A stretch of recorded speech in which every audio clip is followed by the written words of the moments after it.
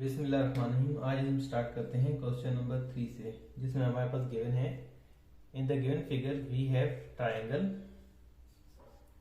A C E congruent to triangle B D E.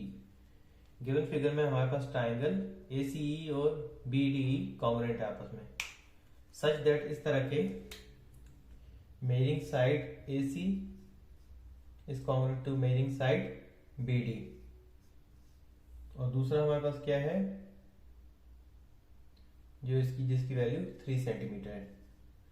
Second उसमें given है कि angle A हमारे पास है, angle A equals to 3x plus 1 degree, angle E is equals to 3y minus 2 degree, और angle B हमारे पास है x प्लस 35 डिग्री।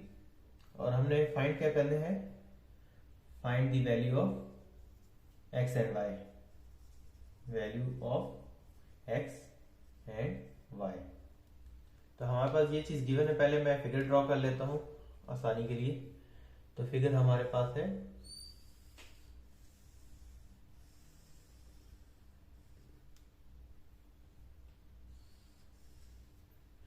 जिसमें हमारे पास ये पॉइंट E है, ये पॉइंट C है, ये पॉइंट A है, ये पॉइंट हमारे पास D है, और ये पॉइंट हमारे पास B है। अब इसमें हमारे पास गिवन था जो एंगल A है फिगर में, वो एंगल B के बराबर है, और जो ट्राइंगल ए सी ई बराबर है, कॉन्ग्रुएंट है एंगल BED के बराबर है। तो ये दोनों ट्राइंगल आपस में कॉन्ग्रुएंट है। और हमारे पास जो साइड AC है वो बराबर है साइड BD के। ये हमारे पास गिवन है क्वेश्चन में। अब हमने फाइंड करना है value of x and y। तो पहले सॉल्व करते हैं x के लिए। For x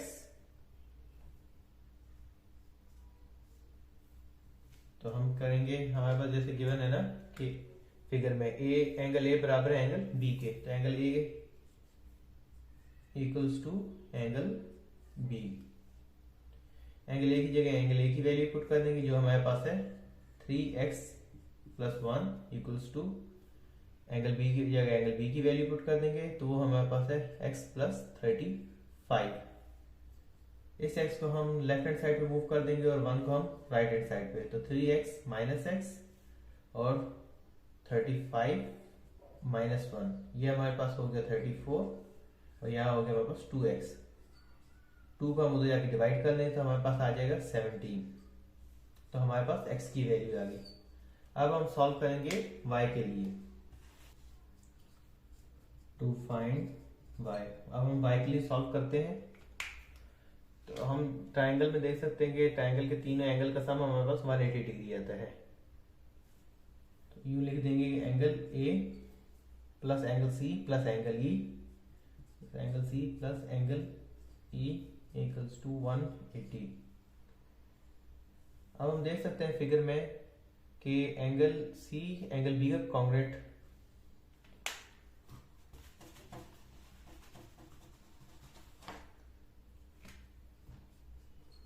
to find y के लिए सॉल्व करते हैं। अब हमारे पास गिवन है कि ट्राइंगल ACE और ट्राइंगल BED आपस में कॉन्ग्रुएंट है, तो इनके करस्पॉन्डिंग एंगल भी कॉन्ग्रुएंट हुए। ठीक है, तो एंगल C कॉन्ग्रुएंट है एंगल B के, और एंगल A कॉन्ग्रुएंट है एंगल D के, ठीक है। अब हमें पता है कि किसी भी ट्राइंगल के तीनों एंगल का सम हमारे पास 180 डिग्री आता है। तो angle A plus angle C plus angle E, हमारे पास क्या आएगा 180, एंगल E इक्वल्स टू 180।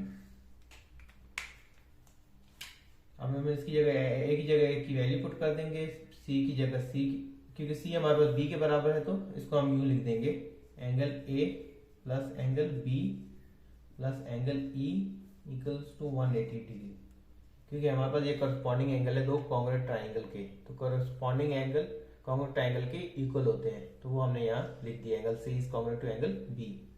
तो एंगल सी की जगह एंगल बी की लिख देंगे और फिर इनकी वैल्यू पुट कर देंगे। तो एंगल ए की वैल्यू हमारे पास है 3x+1 और बी की हमारे पास है x+35 plus 3y-2 equals to 180। x की वैल्यू पुट कर देंगे जो 17 है हमारे पास, तो ये हमारे पास आ जाएगा 52 प्लस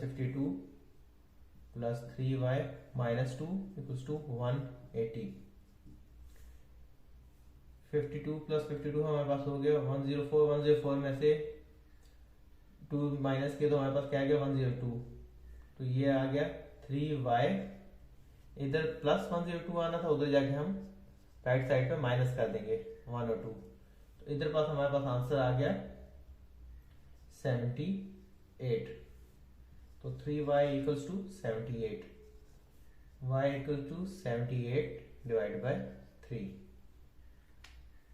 तो y की वैल्यू हमारे पास आई 78 डिवाइड बाय 3 करेंगे 3 2 6 18 3 6 18। तो ये हमारे पास आ गया y की वैल्यू 26। तो हमें x, यही वैल्यू हमने फाइंड करनी थी। x की वैल्यू हमने पहले फाइंड की जो हमारे पास 17 थी और y की वैल्यू हमारे पास इस तरह निकल है।